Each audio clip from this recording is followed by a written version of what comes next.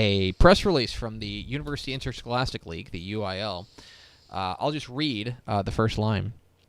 The University Interscholastic League will use instant replay at all UIL state championship games beginning in 2018.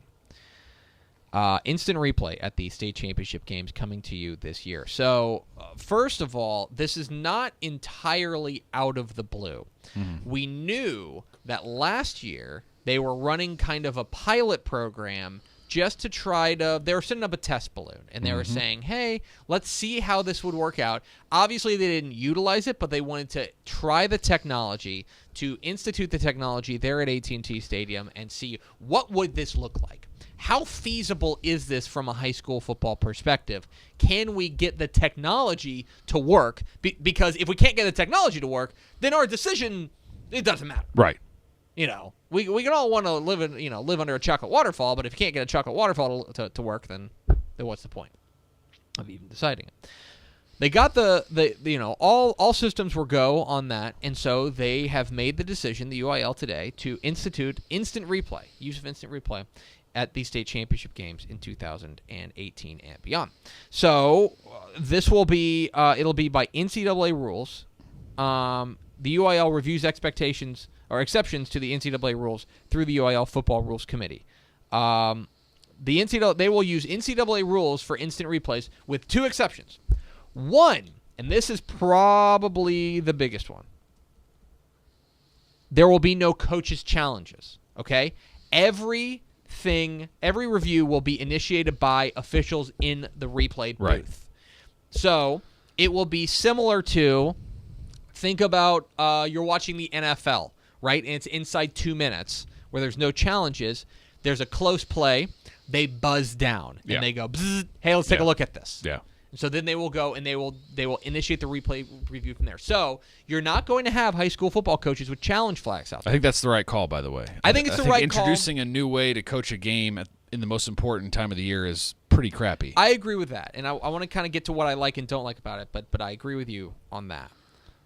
There's that. The other thing is the exception is there will be no review for targeting. So if they are going to leave that in the official's hands entirely, is that if you are ejected for targeting, you're gone. Yeah. That's just the end of it. Yeah. They're going to eject you. I think they don't want to even give you the out. Right. In my mind. It'll be a collegiate replay official reviewing the plays. So, couple of things. One, there will be it's only state championship games. Right. It's all state championship games, so six-man fans rejoice. Yeah. You get it. But no playoff games, so if there's a bad call in a state semifinal, it's just going to stand. Okay? And that has been my concern from the beginning. Right. Is we are going to, I think there is a reasonable argument to be made that why are we treating these games differently than all other games? Now, because of the, and they have a quote here from Dr. Charles Brydup, the UIL executive director, who says that because they're in a single location, and because we can promise all of these state championship games from 1A to 6A the same treatment, we're okay implementing this treatment. My biggest concern with being oh, why don't you just have it for every televised game is that then that is a further separation of the haves and the have-nots. Because a game between Rockport, Fulton, and Aransas Pass is almost never going to be televised, whereas a game between Highland Park and Rockwall might be televised. And so they would why should they be operating under different rules than them? Okay? There's that. I do think it's the right call to make this as seamless for teams and coaches as possible, which is why I think it's the right move to not give coaches challenges. Yeah. Because this is already, unless you're Scott Surratt at Carthage, and this is your 17th state championship game, this is already the biggest, most stressful, most high-tension coaching experience for every coach in the state. Yeah. Adding an extra element that you are then in charge of that you've never been in charge of before is only going to make things worse. Yeah. So I think that's the right move. Look, I have to think about this. I have to process how I feel about this because I'm not entirely sure I love the idea of treating this game differently than other games. Everyone's in agreement that the number one thing we want is to get it right. Right. That said, I have a bit of an icky feeling about it simply because I don't know if I want to treat the state championship game separately from the state semifinal game. Right? Is that there's just a lot of thoughts that I have to process through that. My initial reaction is, okay, cool. Yeah. I thought this was inevitable and it was going to come. Yeah. But I reserve the right to change my mind after I think about it more, just because this is a fundamental shift in how things are going to be done.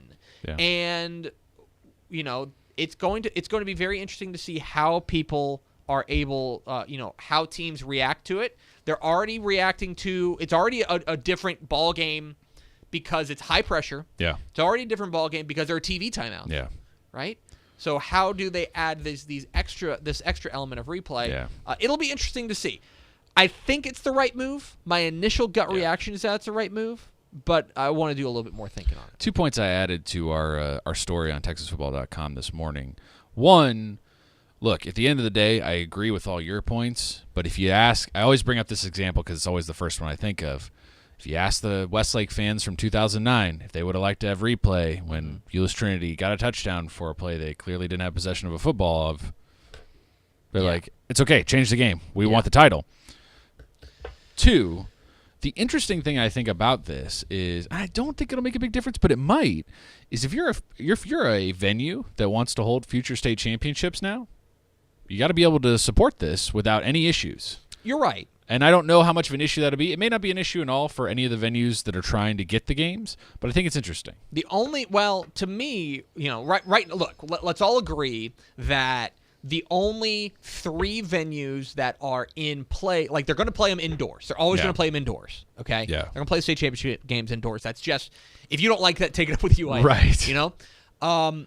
So then really there are only